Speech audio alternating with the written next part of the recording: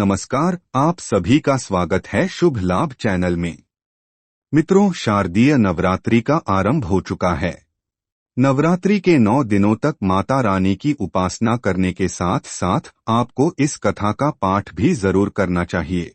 श्री दुर्गा नवरात्रि व्रत कथा करने से आपको सभी 9 देवियों की कृपा प्राप्त होगी। कमेंट बॉक्स में जय माता दी लिख दें और श्री दुर्गा नवरात्रि व्रत कथा सुन लें। बृहस्पति बोले, हे ब्रह्मा जी, आप अत्यंत बुद्धिमान, सर्वशास्त्र और चारों वेदों को जानने वालों में श्रेष्ठ हो। हे प्रभु, कृपा कर मेरा वचन सुनो।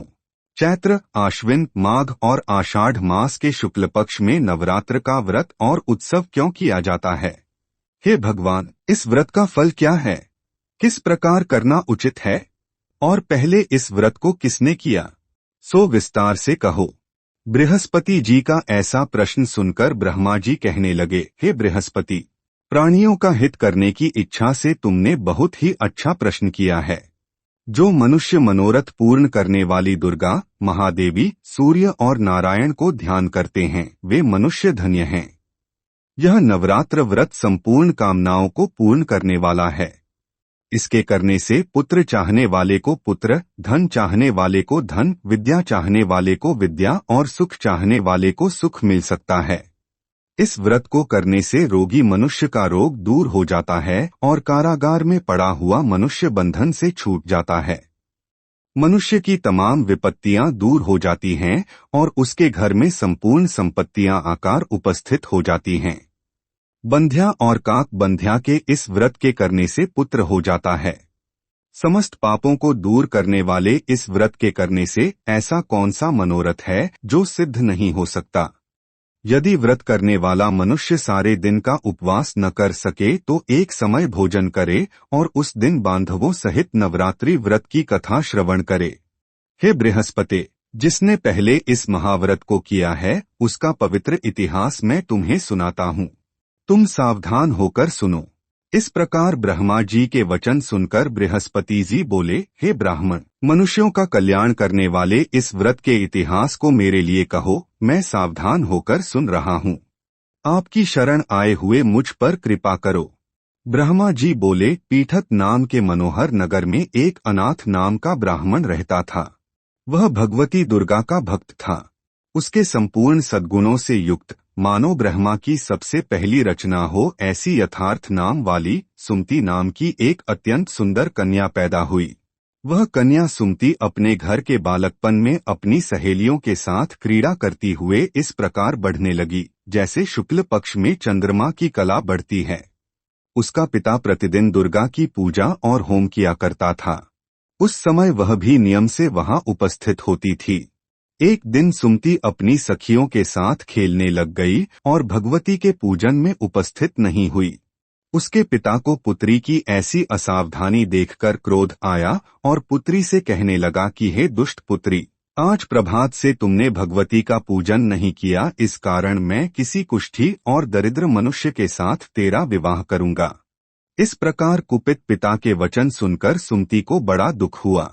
वो पिता से कहने लगी कि हे पिताजी, मैं आपकी कन्या हूँ। मैं आपके सब तरह से अधीन हूँ।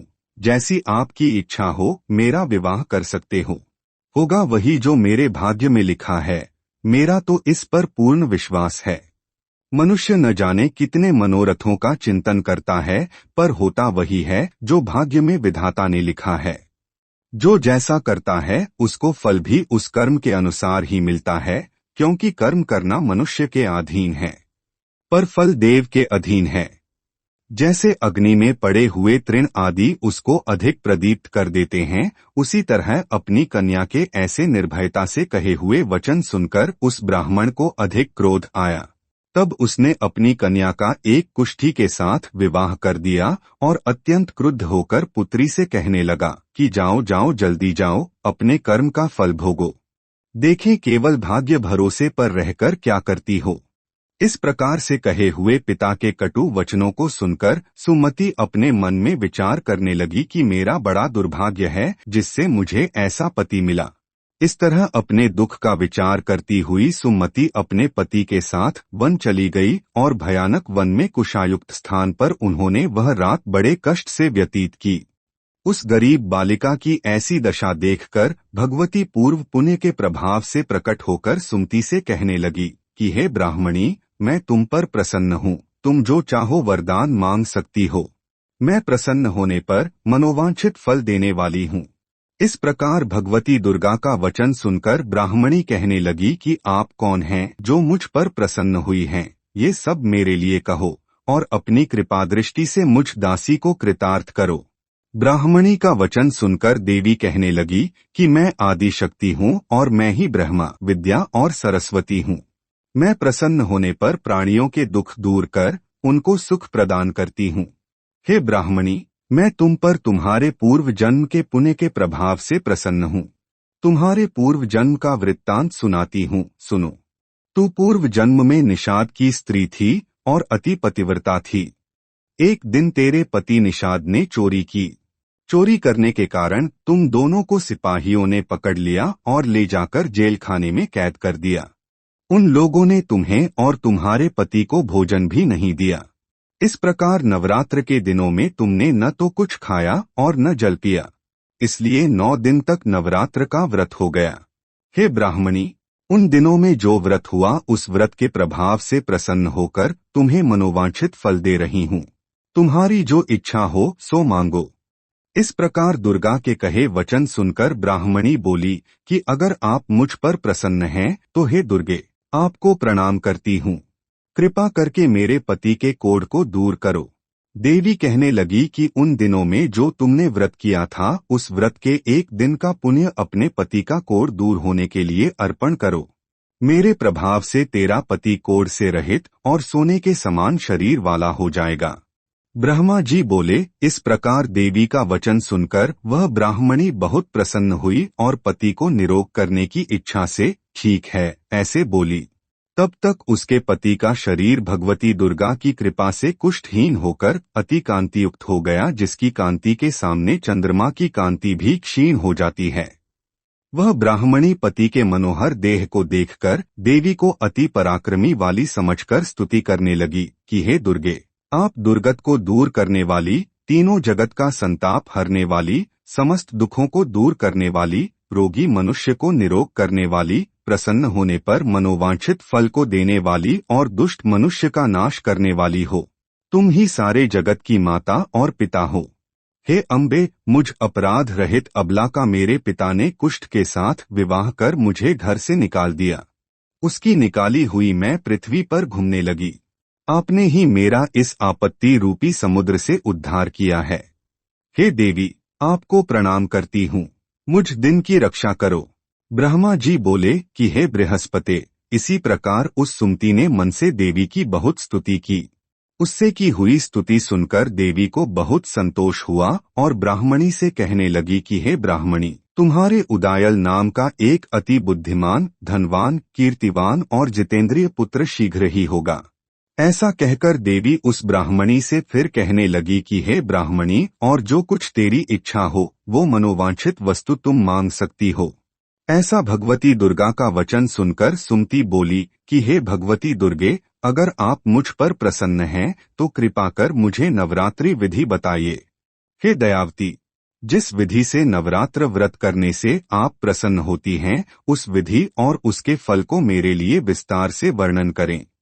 इस प्रकार ब्राह्मणी के वचन सुनकर दुर्गा कहने लगी कि हे ब्राह्मणी, मैं तुम्हारे लिए संपूर्ण पापों को दूर करने वाली नवरात्र व्रत विधि को बतलाती हूँ, जिसको सुनने से तमाम पापों से छूटकर मोक्ष की प्राप्ति हो जाती है। आश्विन मास के शुक्ल पक्ष की प्रतिपदा से लेकर 9 दिन तक विधि पूर्वक व्रत करें। यदि दिन भर का व्रत न कर सके तो एक समय का भोजन करें। पढ़े लिखे ब्राह्मणों से पूछकर घट स्थापना करें और वाटिका बनाकर उसको प्रतिदिन जल से सींचें। महाकाली, महालक्ष्मी और महासरस्वती की मूर्तियां बनाकर उसकी नित्य विधि सहित पूजा करें और पुष्पों से विधि पूर्वक अर्घ्य दें। बिजौरा के फूल से अर्घ्य देने से रूप की प्राप्ति होती है। जायफल से कीर्ति, दाख से कार्य की सिद्धि होती है। आंवले से सुख और केले से भूषण की प्राप्ति होती है। इस प्रकार फलों से अर्घ्य देकर यथाविधि हवन करें। खांड, घी, गेहूं, शहद, जौ, तिल, बिंब, नारियल, दाख और कदम्ब इनसे हवन करें। गेहूं से होम करने से लक्ष्मी की प्राप्ति होती है। खीर व चंपा के पुष्पों से धन और पत्तनों से तेज और सुख की प्राप्ति होती है। आंवले से कीर्ति और केले से पुत्र की प्राप्ति होती है। कमल से राज सम्मान और दाख से सुख संपत्ति की प्राप्ति होती है। व्रत करने वाला मनुष्य इस विधान से होम कर आचार्य को अत्यंत नम्रता के साथ प्रणाम करे और यज्ञ की सिद्धि के लिए उसे दक्षिणा दे। इस महाव्रत को पहले बताई हुई विधि के अनुसार जो कोई करता है उसके सब मनोरथ सिद्ध हो जाते हैं, इसमें तनिक भी संशय नहीं है। इन 9 दिनों में जो कुछ दान आदि दिया जाता है उसका करोड़ों गुना फल मिलता है। ये नवरात्रि का व्रत करने से ही अश्वमेघ यज्ञ का फल मिलता है। हे ब्राह्मणी, इस संपूर्ण कामनाओं को पूर्ण करने वाले उत्तम व्रत को तीर्थ, मंदिर अथवा घर में ही विधि के अनुसार करें। ब्रह्मा जी बोले कि हे बृहस्पति, इस प्रकार ब्राह्मणी को व्रत की विधि और फल बताकर देवी अंतर्ध्यान हो गई। जो मनुष्य या स्त्री इस व्रत को भक्ति पूर्वक करता है वह इस लोक में सुख पाकर अंत में दुर्लभ मोक्ष को प्राप्त होता है। हे बृहस्पति, यह दुर्लभ व्रत का महात्म्य मैंने तुम्हारे लिए बतलाया है। ऐसे ब्रह्मा जी के वचन सुनकर बृहस्पति जी आनंद के कारण रोमांचित हो गए और ब्रह्मा जी से कहने लगे, हे ब्रह्मा जी, आपने मुझ पर अति कृपा की जो अमृत के समान इस नवरात्रि व्रत का महात्म्य सुनाया। हे प्रभु, आपके बिना और कौन इस महात्म्य को सुना सकता है। ऐसे बृहस्पति जी के वचन सुनकर ब्रह्मा जी बोले कि हे बृहस्पति, तुमने सब प्राणियों का हित करने वाले इस अलौकिक व्रत को पूछा है, इसलिए तुम धन्य हो। भगवती शक्ति संपूर्ण लोकों का पालन करने वाली है। इस महादेवी के प्रभाव को कौन जान सकता है। कथा यहाँ समाप्त होती है। कमेंट बॉक्स में जय माता दी जरूर लिख दें। ऐसी ही धर्म कर्म से जुड़ी बातें सुनने के लिए हमारे वीडियो देखते रहें। चैनल को सब्सक्राइब करें और बेल आइकन को दबा दें। हमसे जुड़े रहें।